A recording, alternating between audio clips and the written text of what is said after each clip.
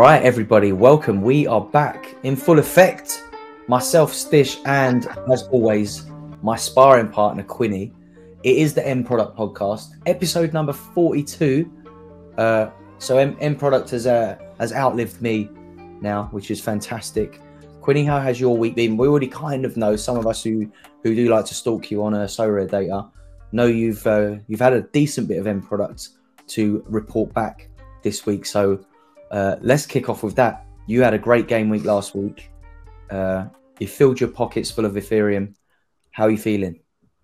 I'm buzzing, mate. Walking on sunshine and all that good stuff, as they say. I did do a stream for it, so if anyone wants to go and like live through the fun and all that good stuff, obviously feel free to check that out on the channel.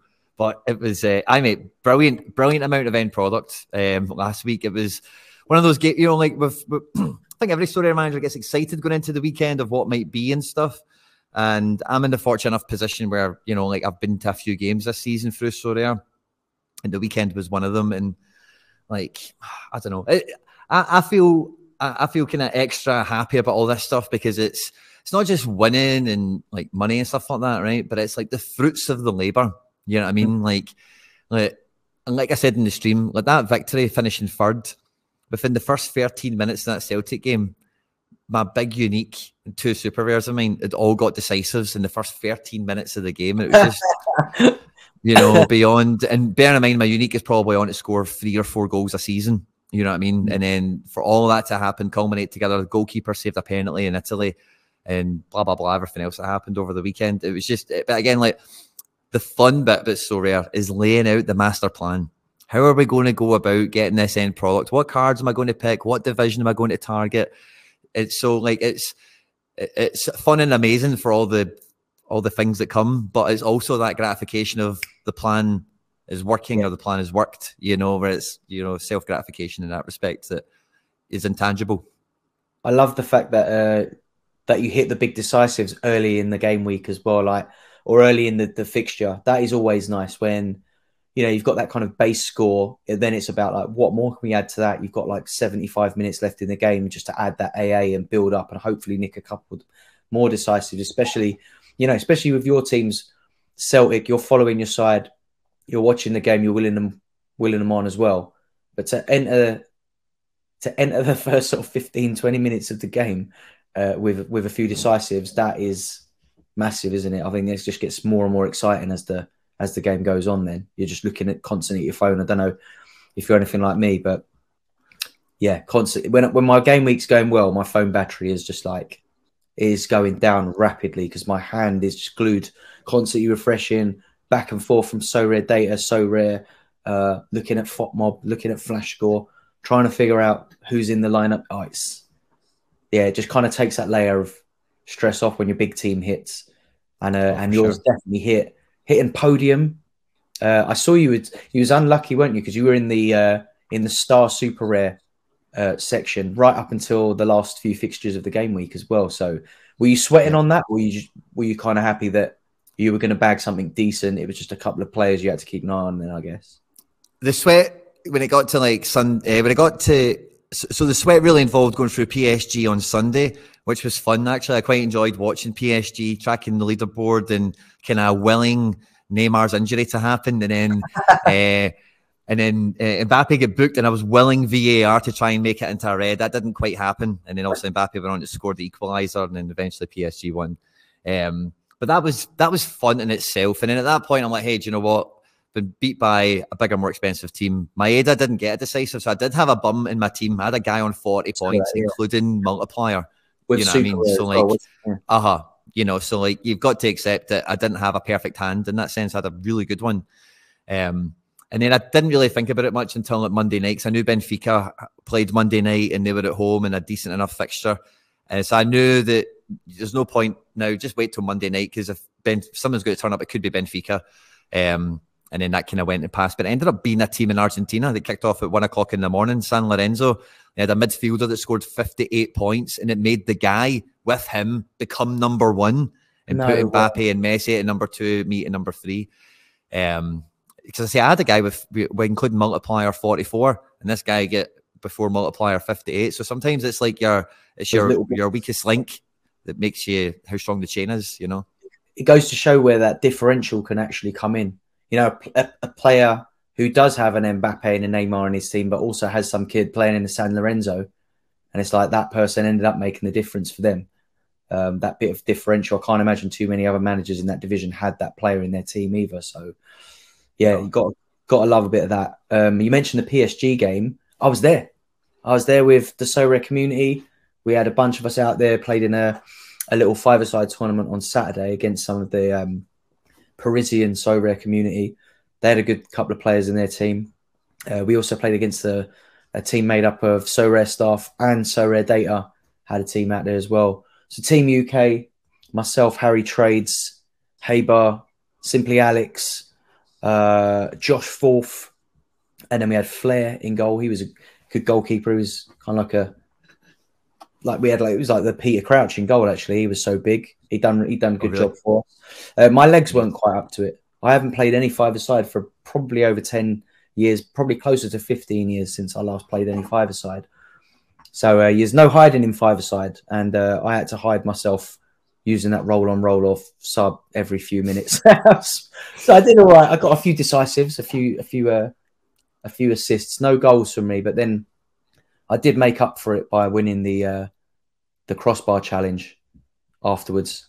I think I got someone in the chat, Ian Sorare, who also actually, big up Ian Sorare, has just used their Prime sub to give us a little subscribe on Twitch. If you're just listening now on the podcast, we do this live on Twitch as well. So keep an eye on myself, Quinny, and M Product Pod on Twitter. And you can get involved live. We tend to do it like Wednesday, Thursday, British time, like in the afternoon. So out to everyone in the chat. Big up Ian Sorare. Thank you so much for the sub. And he's asking how many decisive actions did I get? I think I got about, I would hazard a guess at like 3 or 4. 3 or 4. Probably had a few last man tackles though, because I kind of positioned myself as a defensive pivot. Nice. Yeah. We've have a Razor Ruddock. Yeah, I was a little bit of a cleaner player than Razor. I was a bit more like Kante, who was just holding far back. But I've got a little video stitched together. I'll bang it up on probably Instagram and TikTok at some stage.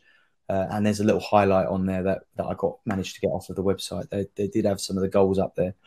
So yeah, all in all, it was great. And then we got to go to the PSG game and had the most unreal experience in terms of like hospitality. I've never seen anything like it at football.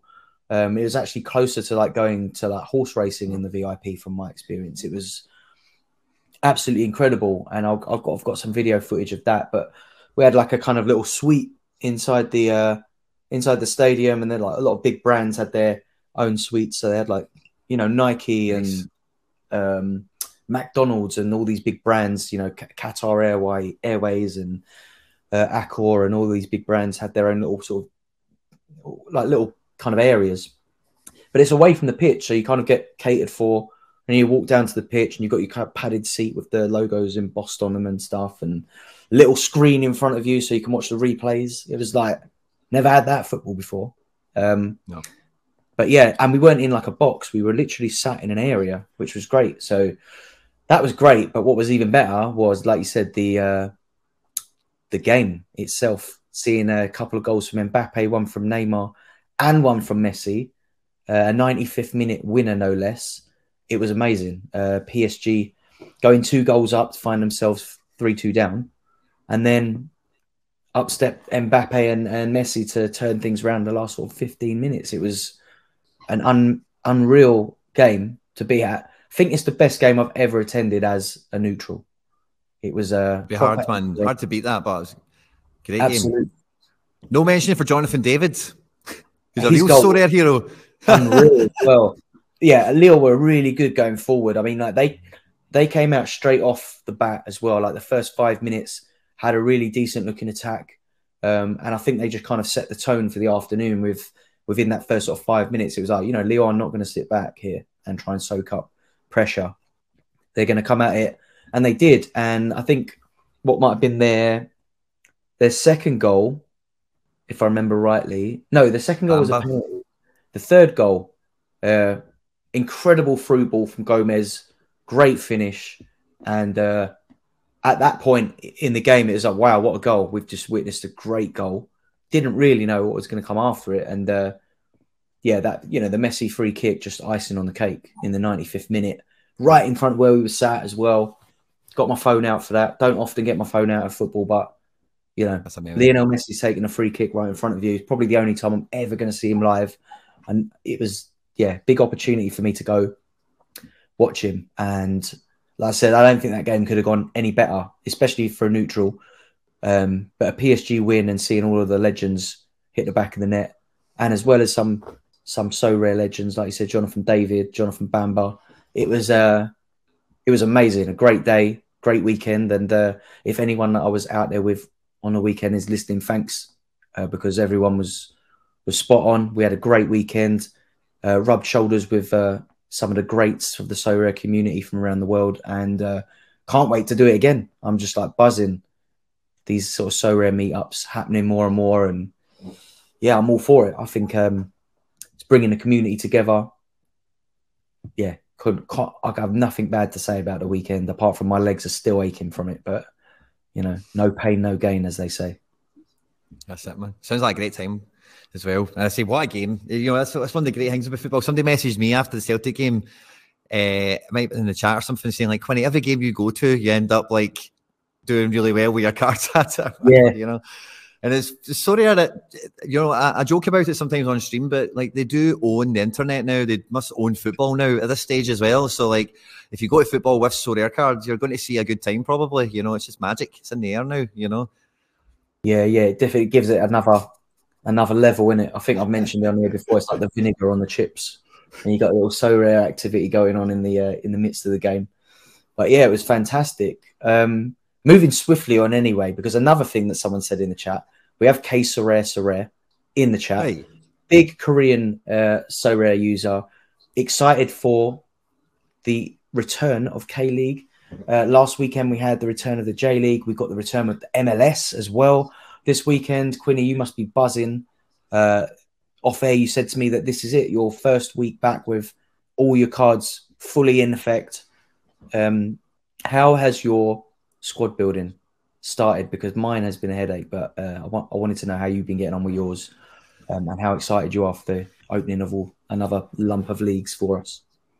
Well, I think this is the part of the season everyone has so much fun going into lineup builder and we don't even have all those bloody training teams to worry about as well anymore, because that would become a problem at this time as well, which is probably quite easily forgotten. But you know, like you say, everything's here now, and like between now and the end of the European season, this is like the eye of the hurricane. We get 2 of them a year, but this is my favorite one. You know, the sharp end of the European season and the opening of all these non-European leagues, as it were. So I've had lots of fun with it. I was saying to you before we're coming on camera, it's actually quite a unique game week for me, because as much as like everything is available now, Celtic are playing in a cup final at the weekend against Rangers. So this is everything in my gallery without Celtic, you know, which is like a really nice kind of like I would say thought experiment normally, but it's not. I'm actually going to be testing it out in the field, as it were, on this one. So, you know, how strong is FC Barcelona when you take the hoops out? You know, that's kind of, I want to see how far I get. You know, I'm building my teams and I'm looking at them, and I won't bore people with names and all that kind of stuff, you know, but I'm trying to work out that balance of, or what it's really showing and demonstrating to me now in this time is, you know, like how good are the surrounding pieces? You know, can they actually become a team as well, which has got a little bit of football, real football around it. You know, the star player is out. You know, can the rest of the squad come together and still get the team up the leaderboard kind of thing? So I'm going to have real fun with it from that. My expectations are much lower, of course, because I've not got that extra push at the top.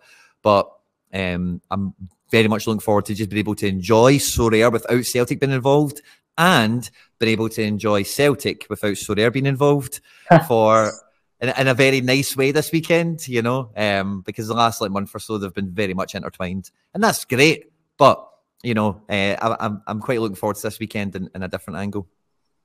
I hear that. Yeah, mine's been quite. The headache's been different this time around from previous seasons. Normally, I'm really excited for the new leagues to be opening, because it, you know, this time last year it was like, oh, I can play Asia now. Oh, I can play America now. And now we've got all these cap modes, and it's like, do I play cap modes or do I go and play the regions. And I think the big thing for me has been prize pools. I think the Asia and America prize pools for me still look a little bit are a bit skinnier than I expected them to be. I thought they were going to be bit bigger, and I think that's put me off a little bit on entering maybe America. I do have an Asia Rare Pro team, and I think, but that was mostly down to the fact that I had quite a few cards I could just slot in, and a few of them I'm not sure if they're going to start the first game. So it's like a bit of a punty Asia Rare Pro, but if all the players start, it actually is a very good Asia Rare Pro team, in my opinion. So yeah, I think I'm very Asia Rare excited. Pro, but you know, I don't know. Sorry to interrupt you there, buddy, but 192 entrants, 28 cards. That's not bad going, man. You know, like the problem with Asia, the prize pools, obviously, we've not got new season cards yet. So this is like the dregs of last season. So you're going to lose XP at some point on them, or the season kicker. But yeah, they are skinner. But I actually think the head count isn't too bad because, see, for people like me and maybe a lot of people listening to this, Asian cards and American cards are fillers or value pieces probably now to attack the top end of 270 a bit harder to make sure you get the cap 240 threshold, you know, or, you know, your under 23 goalkeepers came in now, or your super rare midfielder or something, you know. So I think maybe some of these regions, it might actually be like not that bad, you know, in that sense. Yeah. I think the team I've got sort of penciled in at the moment could do it, but I think I just worry about a couple of rotation risks, maybe at Ulsan. I think I may be going off the end of last season, but I've got Seo Yong-woo, who is like a great fullback at Ulsan, but found himself rotated out a little bit towards the end of last season. Maybe some of the Korean users who are in the chat can let me know if he's going to start or not. It's always nice when you're on a live stream. But For sure. yeah, I mean, I'm really intrigued. Obviously, I've got quite a lot of FC Seoul cards. They have made a lot of signings and lost a lot of big players as well to the military. So they're going to be interesting to see how they turn up first game. There's a lot of talk of Osmar being moved into midfield. Be interesting to see what that does for his scores, whether that's a good thing or a bad thing for him. I think a lot of his scores last season were maybe a lot of sideways passing. You'd expect him to be in the mix a lot more. So I think the thing with midfielders who are like a little bit further up the field, I don't have Osmar down as like a creative midfielder. He's more of a box-to-box / defensive mid, right? So he's going to be tested in a lot more duels. And, you know, if he can come out on the right side of those duels, it'll be much better for his scoring. But if he can't, you know, if he struggles with the tackles and duels, his defensive actions are going to maybe be, you know, he's passing. He's not going to receive the ball as much as he used to playing the ball around the back at Seoul. So going to be really intrigued to see them. I'll definitely be watching Seoul this weekend. I've got Brenner. He's apparently back in training at Cincinnati. I've got his super rare this season, which I'm hoping will be really useful. He might push for a move in the summer when the European division's closed, but I'm hoping to get some utility out of that card. All round pretty excited. Going to be definitely excited to see Daegu again. I think they should be better this season. But at the moment, I'm struggling a little bit with like who to put where. There's so many options. I think I've got about 20 teams kind of like penciled for this weekend, which is insane. You know, some of them are borderline training teams that I'm just going to put into things and see what happens. But definitely got some good looking teams.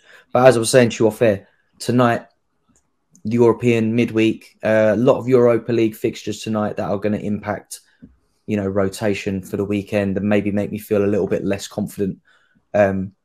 That was the problem last weekend as well. And like I was saying, when we were at the PSG game, a lot of the lads were looking at their phones, like refreshing, we're in good positions in the league. And I was like, my teams were done already by Sunday. Like rotation into the midweek had already put me out. So I'm kind of expecting a bit more of that again, which I really hope I don't have to face too much of it. But, you know, it's mostly Salzburg and Ajax. But I think my Ajax players are pretty nailed. I think Taylor and Wrench are my main two, and those two don't lose out to rotation too much. But in Salzburg, you know, it's Sukic, it's Fernando, it's Pavlovic. Pavlovic is suspended tonight, so he won't be playing. So I expect him to start, but I think they've got so many Nice. forward options and attacking mids at the moment that Fernando, Sukic, Sesko, these guys are all massive rotation risks for the weekend ahead. So it's a shame because when they hit big, but I just can't be sure of who is starting for Salzburg at the moment with so many old. Scooney in the chat is saying Fernando's injured as well. I did wonder because at the moment his sort of community projection says a lot of people have him down as out, but a lot of the sort of press that I read has him in the team tonight. So we'll see. We'll see. But I don't know where a lot of I haven't seen anything online apart from, like your Play Sharper and the sort of So Rare Data community. But I've actually gone against those a few times on the weekends recently and got it right. I think I've got a few players that are always like, oh, he's out. Scooney saying that the manager has confirmed that he won't play. So that's different. If that is the case, then yeah, straight away that is going to require me to make a change in my U23 lineup. But yeah, exciting times. Very exciting times. Are there any teams you're particularly looking forward to watching this season, Quinny? Well, New York City open up MLS this week, and I've got a full MLS. I beg my pardon. I've got a full NYC team, 1 to 5, going into Cap 240 Rare with my Magno. I've got their all jersey numbers. Stish. It's a beautiful team. Really Nice. Look forward to posting it. A good one. I'm not expecting a great game against Nashville, but it's kind of what we're talking about there. It's like the decisions to make now. So, like, for example, I don't think NYC are going to have a great game particularly, right? But that team can all fit into 240 pretty well, and it should score 250 points regardless, really, of the result, as long as like they don't concede free and get a red card or something like that between the squad. Because like if you look at the actual fixture list in Europe as well, there's not that many power fixtures going around, partly because of the midweek action for some of the teams and the rotation that comes thereafter, but also just the actual quality of the fixtures. Like, I don't think there's easy games in Italy, really, for any of the big teams off the top of my head. I know Bayern Munich have got a tough game. I know, would you cry? I think, yeah, there's not that many easy games anywhere over the weekend in Europe. And I know that some of the Asian stuff, there is like a little bit of first game of the season. You never know what the manager's going to do. Some of the managers are a bit wacky and unpredictable. But they are fresh in the season. And some of those dominant players, even the ones that can get you a good solid 70, you know what I mean? Like, this could be a weekend where there's not much of that going around in Europe, because of rotation, difficult fixtures, bookings, and goals conceded, and substitutions at the 55th minute, and all that kind of thing. So I think if you've got one team, so you were talking about deleting teams earlier, right? And whenever I find myself in that decision-making process of like, what's the best thing to do, is you've just really got to find your best 5, no matter what the colour is, and then it's just trying to squeeze it in now to the best division possible. And that becomes a bit of a different squeeze than before. Before, you would try and adjust on head count, reward pool, and how strong do I think this team is. Whereas now you can quite firmly measure it, not only against all that, but a cap system as well. And when, like the NYC team, for example, when I just laid that out, it's like bang on the cap, basically. When I laid that out, I'm like, okay, well, that feels pretty good. I've also got a cap 220 team going out that's bang on cap, and it is just like loose ends at the bottom, which is very convenient that they all just fit together that way. But even at the top end of my gallery and the top end of everyone's gallery, I would recommend at least try it and have a look at it. Might not necessarily be the team you deploy, but who is the goalkeeper with the most likely outcome of being a clean sheet or something positive? Doesn't matter who they play for, home or away, division, what day of the week, doesn't matter. Except defence, who's very much likely to keep a clean sheet? Are they decisive, capable? Whatever the kind of checklists are. Again, we're thinking about getting to 75-ish points.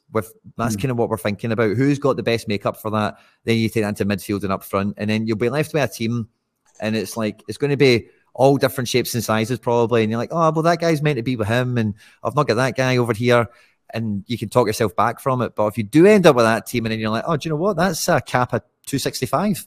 Then I bet you it's going to be a great 270 entry, if that's what, And then if it is like, oh, it's 285, then do you know what? All-Star, you know what I mean? Because that's probably a stronger team in All-Star than what anyone else is going to play, because most people will look at that, take their 285, throw 15 in the bin with a swap, and then play it and compromise. Oh, well, now I've got my defender with my goalkeeper that I wanted, or whatever.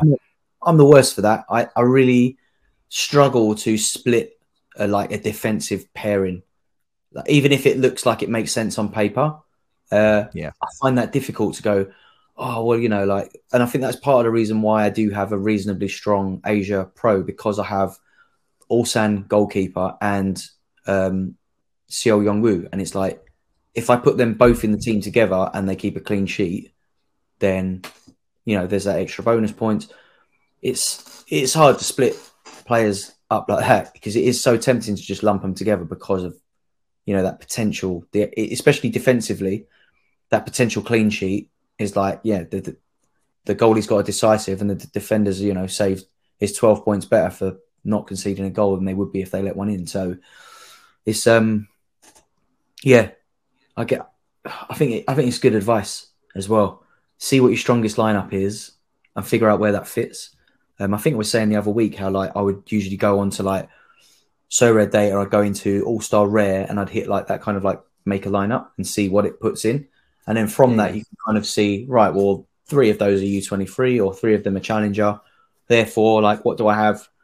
And then I might look and see like what's my best forward option. Or I think that's a thing. Let's spine the team off from there. That's I really like that approach as well.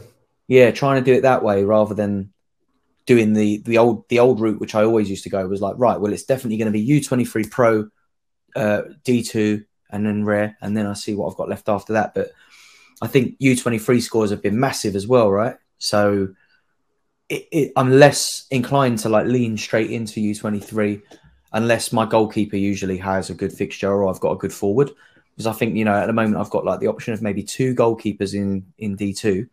And one of those is Tanny, who, you know, may or may not start again this weekend. We'll see. Their manager come out and kind of didn't fill me with confidence, because he was like obviously barraged with questions about Higashiguchi. Oh, you know, why isn't he playing? And I, you know, it's the culture, isn't it, of like, you know, having a respect for the club legend that Higashiguchi is, and we'd expect him to be phased out this season. So I think we were all a bit surprised when we saw Tanny starting. I actually was surprised enough that I went straight into the market and bought a super rare, because, as you know, I've been trying to get the super rare. We've got some J League fans in the chat saying he will play. He looked very good last game. Yeah, the bits that I saw, he did look really good as well. And I just think, you know, it's maybe it's like PTSD from holding Japanese goalkeepers in a similar situation in recent years, that they can just, you know, can go on a great streak and then miss a game, and then you don't see them for 6 matches. Or it probably will happen, mate. I think it's unavoidable. Yeah, I think it's going to happen, but I just hope it's not like... But he's a guy who could leave in the summer, Tanny. That might even happen. He plays now until the summer. He's in the shop window. They sell him to Celtic for 15 million, and then they play Higashiguchi again, and who cares? This is what I'm after. That could happen. Like a move to Belgium, or potentially, maybe even a Celtic move. They're definitely in the market for a goalkeeper, right? So Tanny might be a good shout for them. But yeah, I could see him, you know, even like a Centroiden or like a Union or something like that would take a Tanny. Yeah, you know, for they've sure. got loads of links to Japan. But yeah, I'm using him in at the moment. That team that Tanaka went to wanted him, and they said they didn't want to go to D2. Düsseldorf. Yeah, so if they got promoted, they might go for him again, because they did try and they said, no, when you're in D2. We've got a lot of J League fans in the chat. People talking about Sergino being great last weekend. Everyone knows I'm a Sergino fan. I nearly bought back the super rare that I sold over the summer when I saw him start again, because he, for me, is a massively undervalued goalkeeper on the platform. And, you know, it's easy to look at his age and he's, you know, his grey hair and think this guy's done. He is not done. He's far from done. For me, he's one of the best goalkeepers I watched in J League last season. And yeah, he is old. What is he, 37, 38? But he's definitely got a few more seasons in him. And people are saying, yeah, top 3 J League goalkeeper. Yeah, I think I kind of got spoken into selling him when they re-signed the other goalkeeper, and I sold him low. His super rare was going for double what I sold it for, but still for me cheap. He keeps a lot of clean sheets, makes a lot of saves, and yeah, I think he put up like an 80 last weekend. So obviously, like, you know, he dealt with a lot of saves. But yeah, I did buy a limited before the season started, just because there was those whispers that he's going to get back in, and I thought if I don't have some kind of Sergino action, it will just feel weird. Like he's a bit of a club legend at Club Tropicana Drinks FC, so I had to get him back in the mix. He's in there with the limiteds. But yeah, it was good to see him back. I actually had another little bit of a touch with the J League starting last week, which I didn't even notice until putting my lineups together this week and saw that one of my goalies played. But I picked up Kengo Nagai, who went down with Shimizu S-Pulse, and he moved to, I think it's Kyoto Sanga. No, Yokohama. He came up with Yokohama, I think it was, and wasn't expected to play. And he started because I think they got a German goalkeeper or a Danish goalkeeper there, and apparently he wasn't fully fit. So I'm not expecting to see him again this weekend. But nice to see a goalkeeper, a super I paid 50 quid for, starting in the J League. At least tells you that he's there or thereabouts. For sure. They didn't start great, but yeah, whether or not we'll see him this week, apparently. Their number one goalkeeper from last season is back in full training, so we'll see what happens the weekend. But yeah, it's been an eye opener that first week in the J League. I think that for J League, and for K League and any of the other divisions, the Americas that are opening up, I always like to see the first sort of 3 or 4 games to get an idea of like what the starting 11 might be. Yeah, it's. Yeah, but as well, the thing with K League that you've exploited to great effect in last season, Stish, is that the K League, they're under 23 rules and the substitutions that they get made and all that kind of thing there is so much chaos in these squads, man. Like you think you get a handle on it. Like I've been very detached from J&K over last season, and I've only got 2 K League cards for this year so far, no J League. But like it does always seem that there's always people that maybe in 3 or 4 squads, no one's got any idea why they're not playing, and then and especially the way the K League works as well, again, from a distance, in terms of the under 23 eligibility requirements for them to be in the squad or whatever. That's probably one of the most interesting ones, because if you can snap on one of those under 23s that's getting the cheat code minutes or whatever, then those guys can be really useful when Europe goes away. So, I think that, that's pretty much the only, and because of all that kind of juggling around, like I think it makes sense to take a team or take 2 teams and hybrid them together somehow, a defense and an attack, and then take a pick on midfield. Because I think like when I did J League, I had a wee bit of Kawasaki, but I liked Antlers, and I had a good bit of, I had Kashiwa. I basically had like 3 little teams or whatever, and it's the same kind of across Europe. I only spread it across a couple of teams, but I think then you can manage the rotations better and kind of mitigate any of that, because again, people kind of know, like, oh, the guy's not playing. They don't understand why, but they kind of know he's not going to play this weekend. It's not that. It's not always a huge surprise, if that makes sense. So you can forecast and predict, and like I say, when you've got weekends like the now, where all the big power stacks, Bayerns and PSGs and Man Cities now and whoever else, they've all played midweek. They've all got funny fixtures at the weekend. There's all sorts of dynamics and dramas going on there. Whereas over in Japan and Korea, they're just starting their season out, and everyone's fully fit and raring to go, and it's a whole new season, and anything's possible, and let's go score a hat-trick today, and and they've had a nice break as well. Good fun, man.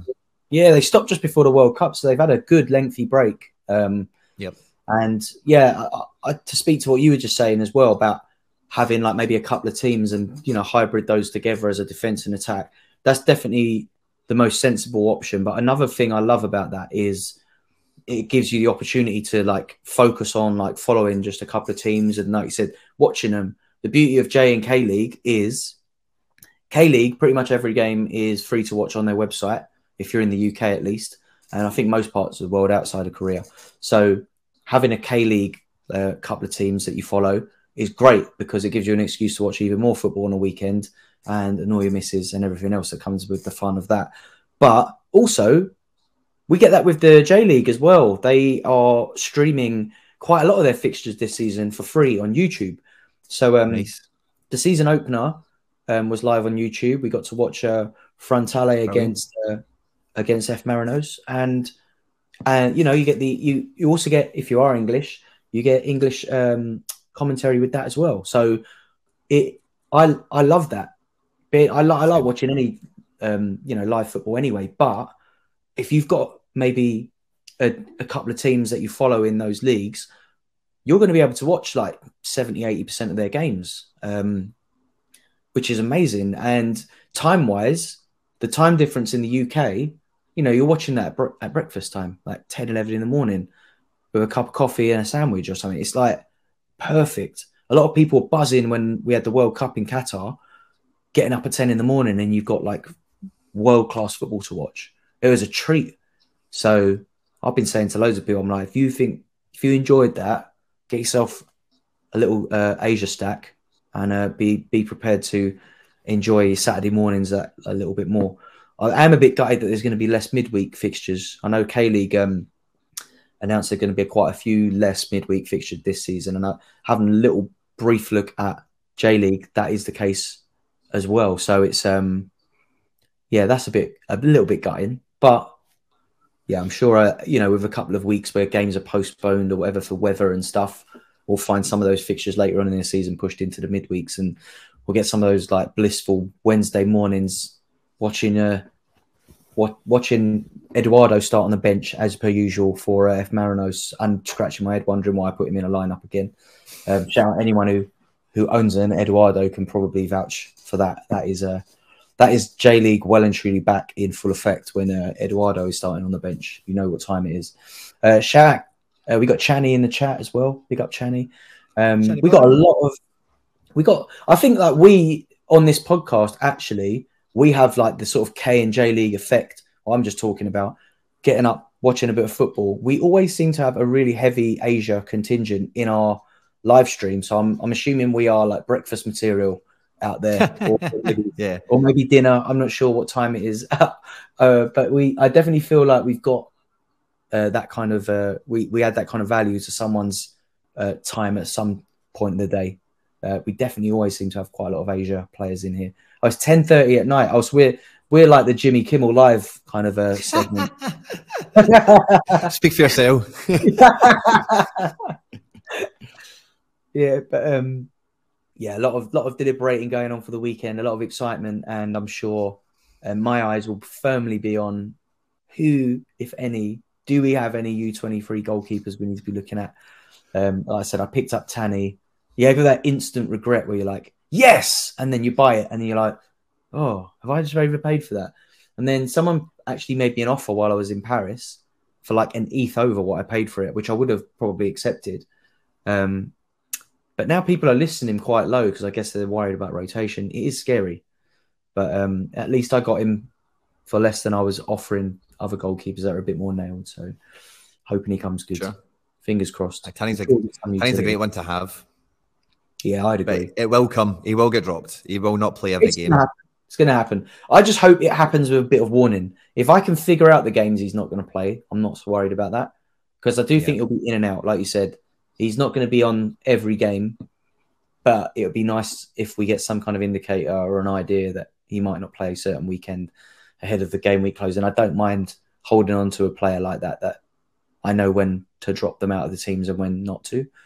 But that's the big problem I have with Asia is not, you don't get quite as much information from the press conferences. So I rely heavily on the community and those sort of like Patreon type services like Sorare Japan. The Heroes. There's lots of good ones out there. We should definitely I was going to say there, I'm pretty sure I seen somebody tell me somewhere that the manager said post-match, see all that Higashiguchi chat they were getting? He said something to the tune of like, I played Tanny because he's better at catching balls out the air, or he was better at something.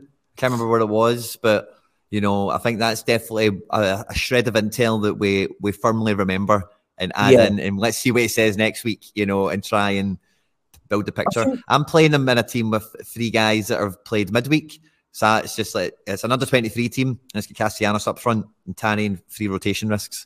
And that's kind of the level I'm at with him until we do get enough of these little shreds and you can work out he's always going to play at home against a crap team, or he's going to play in the big matches or whatever.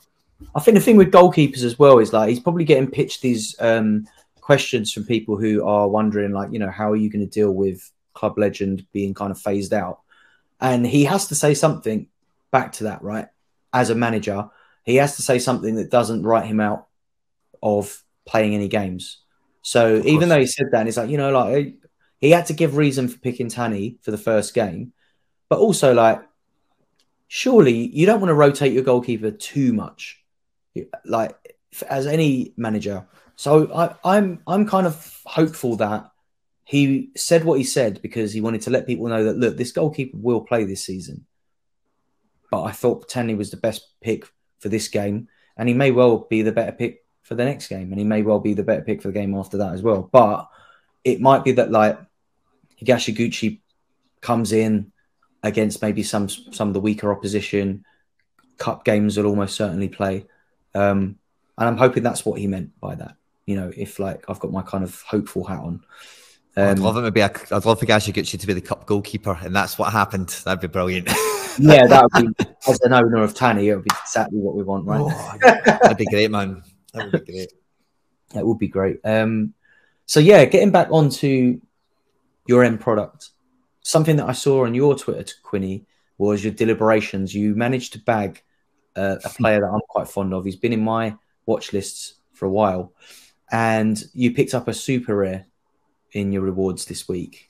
Do you want to talk us through a little bit about this player and where your head's at on whether you keep him, move him on? What's your current kind of deliberation on that reward, and let the people know who it was as well? So it was a tier 1 super rare, and it was a Carlo Holsa of Rosenborg. I'd never heard of the guy before, but I recognised it's kind of, I knew he was the other guy that was good with Tengsted, but I didn't know his name. Kind of thing. Worth a few quid. Sold recently for a few quid as well. Great scores. Like I said to you as a joke, like he looks like Norwegian Cecilia. Like that's what his scores look like, you know. Wee bit of an injury, not really much intel around it, but he doesn't play football, best case scenario, until the 10th of April, which is like 6 weeks away, you know. So like, you know, it's not really the injury thing or even the status. I think it's a quality. I think in like a month, this would be a star reward. Like I looked at the guy that finished second, got the rookie that plays for PSG, Zaire Emery, or whatever his name is. It is a rookie card, so that's quite nice, right? And then number 1 got Mohamed Kudus. I think, I'll say this, I've seen this to you, Stish, but like, I think my reward's probably the best one in the podium, really, in reality. Like, if I got Kudus for first, I would probably be disappointed with that. I would have took Kudus for second, no problem. Yeah. But I think that Zaire guy for finishing second, I would be disappointed with that. As a star, both of them are meant to be star category, and this is meant to be a tier 1. And I think that guy, like, I think that guy is a star, and I think I'd rather have that guy. Kudus is probably a coin toss. You'd probably, as long as this guy's fit, you know, if this guy's fit, undoubtedly, and he's going to play all season at Rosenborg, you would take this guy. But if there's none of that, you'd take Kudus, I think. Yeah. But so overall, I'm quite happy with it. But a lot of people, Stishy boys, maybe why you're asking me because of the tweet, but a lot of people messaged me saying, you should swap that. Have you thought about swapping it? Are you going to swap it? You know, like I just got tons of those messages and I thought it didn't really cross my mind because, you know, like anyway, for different reasons. So I put that out to the people and 78%, I think, or so said, or maybe 72 said, keep it. I was always going to keep it anyway, but I was just curious. I think as well, a lot of people that maybe swap, maybe think week to week. And it's like, if you swap that now, you're going to get a player who's currently in half decent form of roughly the same value, right? The best player in the pool was Son Heung-min. So that's probably the best thing I could hope for. Yeah, I mean, that would have been that would have been pretty cool, actually. That's the best I could hope for, really. An informed Son Heung-min is got to be one of the best. I'm assuming he's a forward card and not a midfield. He's a forward card, yeah. Yeah, that like if Sorare said to me, we'll give you Son for it, I'd say aye. But I think I need to submit a ticket and they say, okay, we'll swap it. And then they swap it, I think, you know. I think, yeah, like Hulse, the one worry I do have with Hulse is they've moved Tengstedt on and Hulse plays, he's a forward card though, isn't he, I think? But he plays like a centre mid, if I'm not mistaken. He's like an attacking mid. So, you know, you had Tengstedt playing in front of him. He was kind of like the 10. So it takes does all the corners, but this guy takes all the corners and free kicks. I always love that, especially a forward card that's on set pieces. Forward card who's going to be, again, the Sorare Viking and the Norwegians that come to match at were telling me that it's very likely that Hulse is going to be a mid card this year. Right, so you might. This guy's got a bit of under 23 forward utility. He's like 3 months left. if he comes back in April, you know. So under 23 forwards with 88 stishes, you know, never mind a super rare one. And they could easily take a decent move to another challenger club and find themselves right in the mix there. Danish, so you kind of hope he goes to like Copenhagen or something, you know, right, yeah, or like a top Dutch team or something. He really doesn't. I really hope he wouldn't go to like a Prem team or Championship team or something like that. Like, I'm not really particularly worried about the transfers. I don't think the Norwegian league, Tengsted, I think is the Tengsted, and then because recently as well, people will remember, what was the guy's name? Bodo Glimt had 2 guys that left for big money, and I don't think either of them have worked out yet. I think one was called, I want to say Patrick Berg, and one of them went to Roma. I don't think he's really had a chance to not turn out yet. I can't remember his name, but so I don't think that, and obviously Tengsted's went to Benfica, not kicked a ball yet. So I don't think the Norwegian league is that plundered, you know, where if this guy starts the season off hot, he's going to be in the summer window. I think this guy would probably be at Rosenborg for this Danish season, and maybe it's a January, because the way their season ends is maybe a January transfer next year. I know very little about him. I'm kind of making all this up as I'm going along, but that's my interpretation of Norwegian kind of like scouts and all that kind of, you know, good opportunity to get your eyes on him in a couple of months when they start and kind of figure out what he's doing. 23, he's not 18. You know, if he was 18 doing this stuff, maybe a bit different, you know, but he's 23 going on 24. So like, it's a bit different. Yeah. Someone in the chat, we got a first time chat from FIFA Royalty, says monster card. Wait. Honestly, if he doesn't fit your gallery, I'd wait a bit longer to sell. So, oh yeah, I've got no problem playing him. I've got no problem waiting, but the waiting's the part, because I would love to play him now because I could really use him.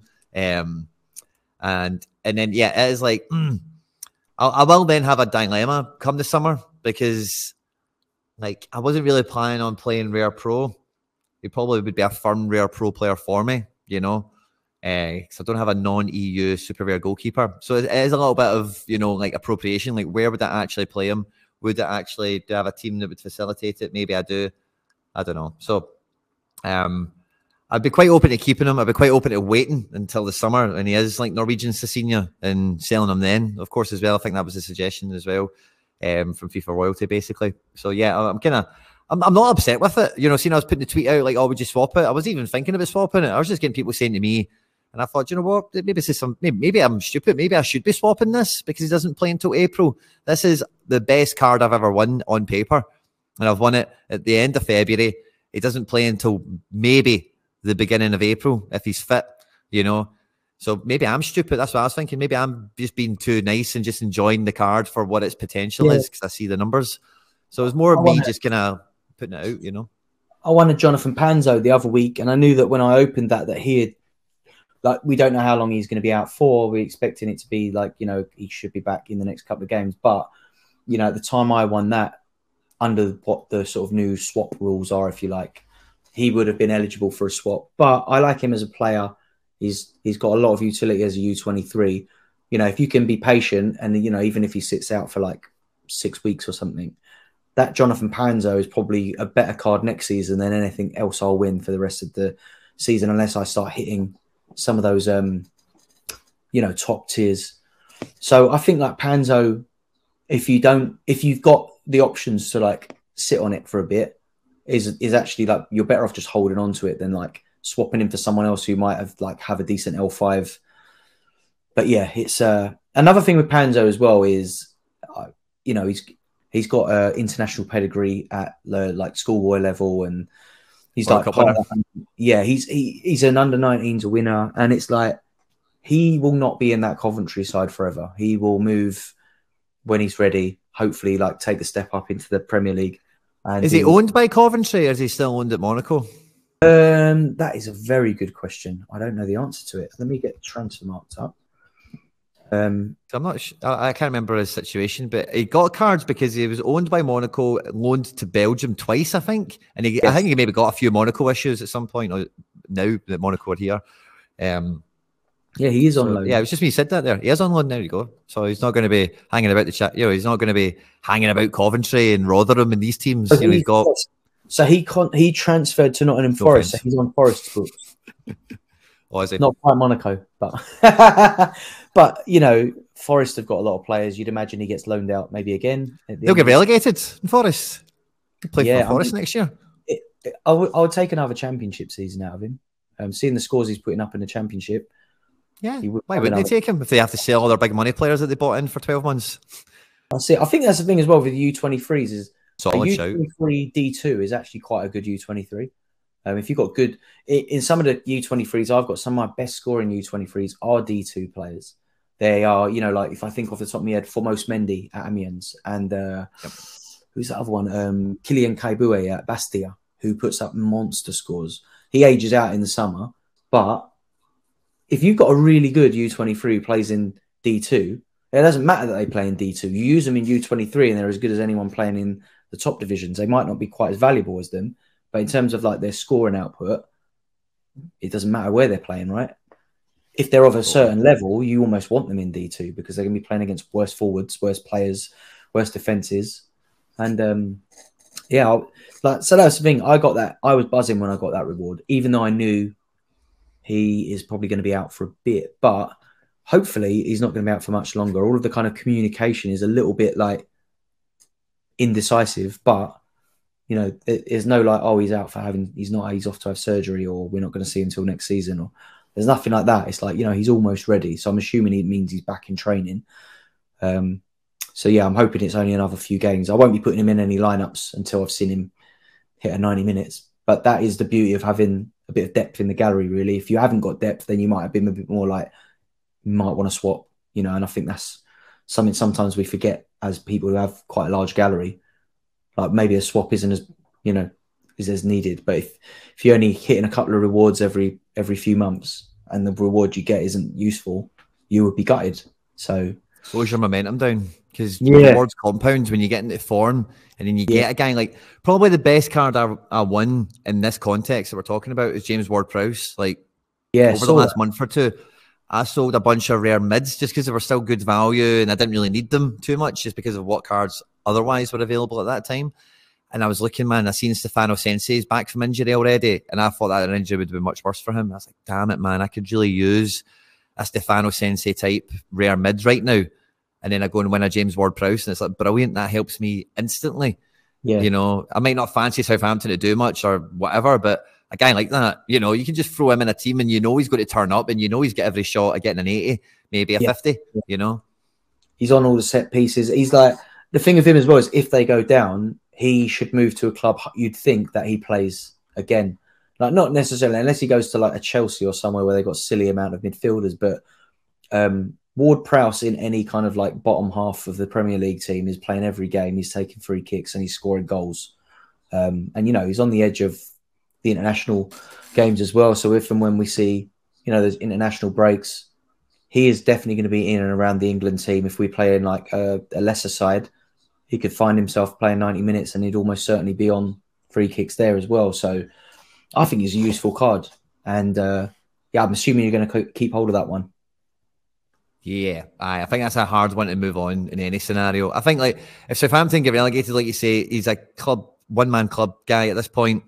There's every chance he goes down with them and comes back again. And he is now at the end of his 20s, so there is every chance that he goes to Leicester or Villa or Newcastle or something like that. And he has his, like, I'm in the bigger team now. I'm going to try and win something part of his career, you know. So, and again, if you bring in a Ward-Prowse in that scenario, you know he's a set-piece machine. He is the set-piece machine of the team. That's why you buy him. So, like, yeah, it's a really hard one to move on in that sense. It's just a great one to get in. To tie into that whole swaps, adding momentum and value. Because if you built your first team and you won him, straight away he goes into your team and makes you 10% better than last week, you know? Yeah. And 10%, like last week you won a prize, and now this week you're 10% better. So, like, you should, and I say these things give you momentum and they can compound on one another, you know? Yeah, definitely. We watched a bit of Newcastle while we were out in Paris together, then the game that they played against Liverpool. Obviously, nice. We being Man United have Newcastle in the Carabao Cup final. They're going to be playing their third choice goalkeeper. Talk of Karius playing in goal for them, which is nuts. But Man United also have Barcelona tonight as we record this. What's your prediction for the game, Quinny? I know what mine is, but I want to hear yours first. What do you reckon is going to happen? Man United, Barcelona tonight? I don't know what the score is going to be. I don't know how it's all going to pan out. But I think Man United are going to go through. Like, I think Man United will get it done. Like, Xavi and Barca are in a really funny spot now. They are good, they're talented, they're fucking tiki-taka, and they're getting back to all that good stuff. And, you know, they've still got quality players right throughout their best 11. And the starting 11 we'll probably see. But, like, I just think Ten Hag has got that mode now where you've seen Klopp get it, you've seen Guardiola get, you see every manager get it, where they've just got to that stage where they've been at the club just about long enough where everyone at the team has forgotten the last person, and everyone at the team now is in at the moment of, this is my boss, this is the formation. They're not worried about the final they lost or the game that they fucked up or all this other stuff that happened with the last boss, and this happened and the media said that. And I think when you hear Ten Hag talk, he's got the confidence in that, and you really see it in their results and the tempo that I think Man United are kind of getting at the moment. Point being, I think that is going to be too much for Barca in Old Trafford, basically. I think Man United turning up, I don't think Barca have got enough to stop them. Yeah, I'm seeing that Gavi and Pedri are both out as well. So I think that they're going to get overloaded in the midfield. And also, you know, there's talk that Sabitzer and Casemiro, this will be the chance for the two of them to play as a kind of double pivot. And I think that is, I'm excited. I think this is a big game for us. I'm a bit gutted. I've got to take my son football training. Like, he better turn up like Pedri tonight because I'm going to be missing the game. But keeping an eye on him, he'll be flying some tackles in, I'm sure. He better turn on the flare. Yeah, I think I'm excited for it. I feel really confident about this game. I love the way we're playing at the minute. Like you said, I think Ten Hag's just like, you know, he's put certain things to bed. The players all seem to be playing for him. Love seeing Sancho back in the team for multiple reasons. Wish I got one when he was cheap, man. He's going to be phenomenal on SO5. Like, he will be ridiculous. So, yeah. I think even still, like, I was just looking at him there before you said his name. I was like, oh, what's Sancho going for now? Yeah. He's only got 8 rares. I don't know what anyone else would look at. Let's have a look at the limiteds. I don't think a limited's that bad, by the way. 60 quid. You could probably get an auction. Auction the now's about going an hour for 57. So yeah, 60 quid for a Sancho, a forward card as well. That's going to be, I don't know if that's even cheap still, but 50 quid for that's brilliant. 40 quid if anyone got any of those. I don't know if they went, but yeah, I think Sancho is going to be brilliant, man. Honestly, he's such a good player. See, at Dortmund, and again, like, I don't think a lot of people that watch Man United watched a lot of Borussia Dortmund. You're probably the exception, Stish, and a few other people that listen to this, of course. But Jadon Sancho at Dortmund, like, in full flow, he is like one of the best wingers in European football. Was one of the best wingers in European football. You know, he replaced Ousmane Dembele at Dortmund when they sold him to Barca. You know, like, he's proper elite level. And he's not got Haaland at Man United, granted, but he just needs to adjust and develop, and the Premier League is a step up for him, you know. And, you know, I think Ten Hag's got it with him, man. Yeah, I'm just looking now. I think Rashford's unique ends in 4 hours as well. So it'll be interesting to see what that goes. Was it today? I seen it was up. I didn't know it was today. Almost 4 hours on the dot the end. So be keeping an eye on that as well. I think that's a good indicator of where the market's at, or at least some people think it is. That's a big piece, isn't it? Yeah, it's definitely of the moment. It's probably like the kind of hype player, isn't he, at the minute? And his first unique as well. So like the first ones always go for a bit more, don't they? Because I think like you've got differential when you're the only whale that's got that card. You know you don't have to play against it. So I think that's always the interesting thing for me in the unique market is if you're the holder of that player's first unique, do you think that makes you more inclined to try and win the second one as well, knowing that you don't have to play against it at that level? I just imagine, like, if you're a Nanzo or if you're a YNWA or JR Duke, I thought about it. It must be like if you hold that. I did. Like, I followed Levitt's unique to see what that next one went for, and there was a part of me that was like, should I be like trying to pick this up myself? Because firstly, it protects the price that you paid for the first one. Obviously, some of these other ones have gone for like ridiculously like amazing amounts of money. You can't just pick another like 200k out of the air to like get the next one. But in the case of like those Levitts and some of those cards that we picked up, maybe for 2-3 ETH, there is a part of you that thinks, should I just be picking this up to make sure I'm not playing against? But I think the fact that I don't play D1, it matters a bit less to me because I'm using him in D2. I'm probably not playing against him in there anyway. Like a whale might pick it up and use it in D1 or whatever. But if you are a D1 player and you have to play against the Nandos, the JR Dukes of this world, you must look at all of the ones that you've got the only one of and think, I need to make sure that they don't get that. Because they know then having that they can almost nullify your best piece or whatever. So I think this Rashford card's quite interesting in that sense because it's an elite informed player that unique. The first person who gets it will be the only person that has that in D1. And he'll almost certainly be used in like Champ D1. I think you'll see AJ go after it for the correlation. You know, he loves his Bruno, and so yeah, quite true. good for that sense as well. It's seeing correlation of any cards or whatever that have been picked up already or are soon to be picked up. Because I thought about that with the McGregor, and it was more the angle of, should I buy this so that McBride doesn't get it? Or should I buy this so that there's another one or two guys that have some Celtic teams, you know, but it's like, should I get this to make sure they don't have it? Because people have done that to me. But I don't even really have the wallet to fully consider that. But when I've seen the unique McGregor come up, like, you do think about these things like, oh, I had the only one and now there's another one. And then like, what does that do? And price, you know, I don't really care price wise because McGregor's really not on the table for anything that's not a silly amount of money, you know. So it was just interesting for me more to watch it. And I said I was never going to.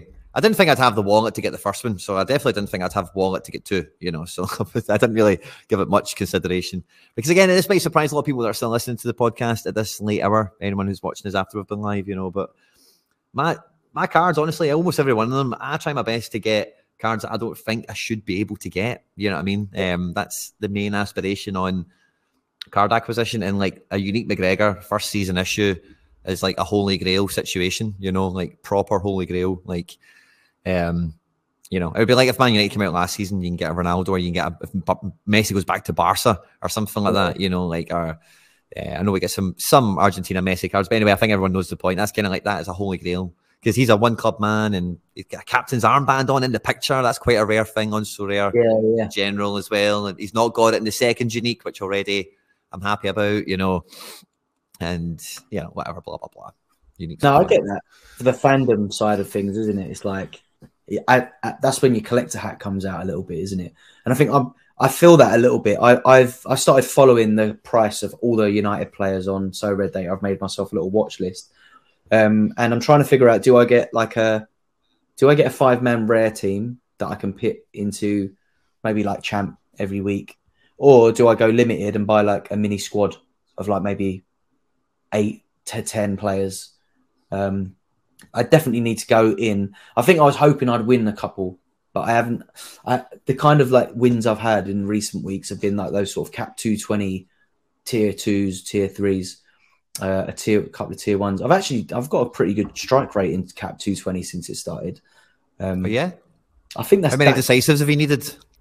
That's a good question. Let me have a little look at the ones that have won.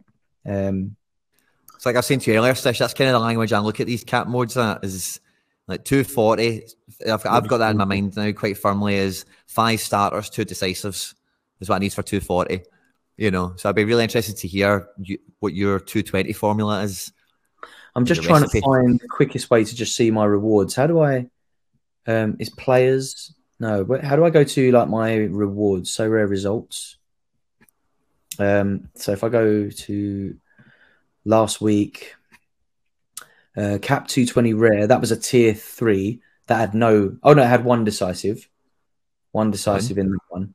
That wasn't a massive week, but the previous week to that was a tier 2. I came 4th. Okay, so 4th. I hit 4 decisives. I get 343 on that, which is quite a big overscore when you think about it. Yep, that is 110 points. No bonus, no captain. So do you think even 300 points is a good point to, like, if you've got a team that can smash a 300, if it's 220, that's quite achievable, by the way. I know the rewards aren't really that great in that division. 1 tier 1, a bunch of tier 2s, and then a load of 3s. But I think that'll change, man. Because again, one of the things that we're waiting on, Stish, at the moment is this again, there's something to tell us it's coming, the revamp of the tiers, you know. So I think some of these cap mode divisions, their rewards might get a wee bit better when that happens, you know. I wonder if they will introduce like those DMP sort of like tier 5, tier 4 Yeah, be interesting to see how that pans out. But yeah, Cap 220, I've had a pretty decent run. I think I've won something on it every week so far. But like, yeah, the quality of the rewards isn't quite there with like the Cap 270s, the Cap 240s, or like the All Star. Yeah, I think my fourth place finished, I won Geordie Classy, who plays for AZ. He's like not a bad card, but he's not, you know, he's one of those like 51 to 55 a game, like a good average scorer.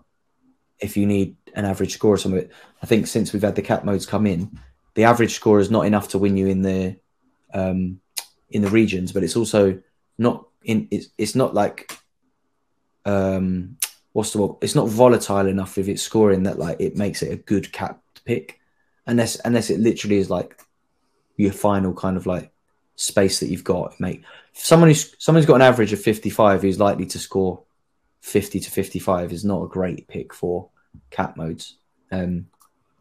But likewise, I think like some people that go on about, you know, like some of these great picks for cap mode that are like an L15 of 5 or something like that. And you think, right, that is good if they're going to start and they're going to, you know, not drop points. But also, I don't believe that having a player that has like a 70 L15 is a great card for capped. Because what are the chances of them hitting that 1 week, hitting the 85 or the 90? It's like, unless you're absolutely certain that player is going to score 80, 90, I don't put cards like that in a cap mode, even if I've got space for them, really. Do you? Yeah, I don't really. I think once they get over 60, it's just a big green number. It kind of fit them in, you know, more than anything, because that's the only value you get with those low L15s is that you can get the big fat one, and the guy that's got a stupid one that like, oh, that's a real pain in the ass, you know, that he's L15 68 or something for no real good reason. Maybe only on for a 65 this week or something, which isn't that great. You want people to push up, you know, anyway. So I think it's more just, try and not think about the actual number too much once it gets past like 60, 65, because it is just a big handicap. And then it's just like, you'll look at it quite quickly, and sometimes it's like, there's just no way they'll fit. And then there's just not even any point thinking about them again. As you say, they're not any use. I think that's why maybe got the cheats. That like those cheat codes on cap 220 will be a bit like, you know, if they got an L5 of like 60, but their L15 is like 45, you're like, that's a massive difference. And in a cap 220, you know, those extra 15 points ahead will give you a card almost like certainly, even just with a decent AA score, like you can get close to that. So maybe that's why I've been having a bit more luck in cap 220, whereas like my 240, 270 entries have been a little bit hit and miss, because, you know, you can't afford to slip up on those, or like an average. You want all of those scores to hit something half decent, right? But yeah, I'm hoping this weekend, hopefully not too many DMPs. Fingers crossed, a bit of luck and a bit of end product the weekend. You got Celtic. Is it a cup game this weekend for Celtic? Yeah, it's the final against Rangers at Hampden. That'll be on Sunday, and I'm going to be in the studio on Saturday all day, just you know, working and watching football and all that kind of fun stuff. So it should be good, as I say, having both of them firmly isolated. But I say part of the joy for it, me, is that all MLS. I've got a lot of MLS cards. They're all back in town, you know, and a couple of ones that are in Asia. All of Europe is going except for Celtic, and I'm missing a goalkeeper because Hibs aren't getting a match, but I am really looking forward to just getting in with all the Sorare cards and not worrying about who scored for Celtic and who's been dropped this week and who's on the bench and all that stuff. I can just wake up on Sunday and it's cup final time, you know, just lean into that itself. But end product is very much going to be on the agenda, I think, for at least one of my teams, I hope. Nice. Yeah, I'm hoping for something. I don't know what it's going to be. I think like everything's up in the air for me until these Thursday results are finished and we see who come through them clean and not injured. And yeah, just a little bit of, I think I'll be sort of like slotting sort of teams in tonight, Thursday evening after the games are finished, and then going to be right up to the deadline. I'll probably jump on your stream, come and see you finalising your teams, trying to get some of that last minute information out of your watchers. But yeah, I'm feeling good. Looking forward to watching a bit of K-League. I'm really looking forward to seeing FC Seoul, and hopefully a bit of Osmar activity, a bit of Lee Hambon back in the starting lineup. and we'll be all smiles come Monday night with a bit of luck. But yeah, I think it's been great chatting to you as always, mate, and everyone in the chat. It's been an absolute pleasure. We've had a lot of interaction from the crowd, a lot of new listeners, a lot of people interacting for the first time. So thanks. If you enjoyed it, podcast will be live usually tomorrow morning, courtesy of Quinny, once I've uploaded the recording usually. So yeah, thanks very much for your eyes today and your ears moving ahead from today. And we'll be back again around about the same time next week. So good luck, everyone. Hope you get that end product in, and we will see you on the other side of the weekend. Cheers all. Take care.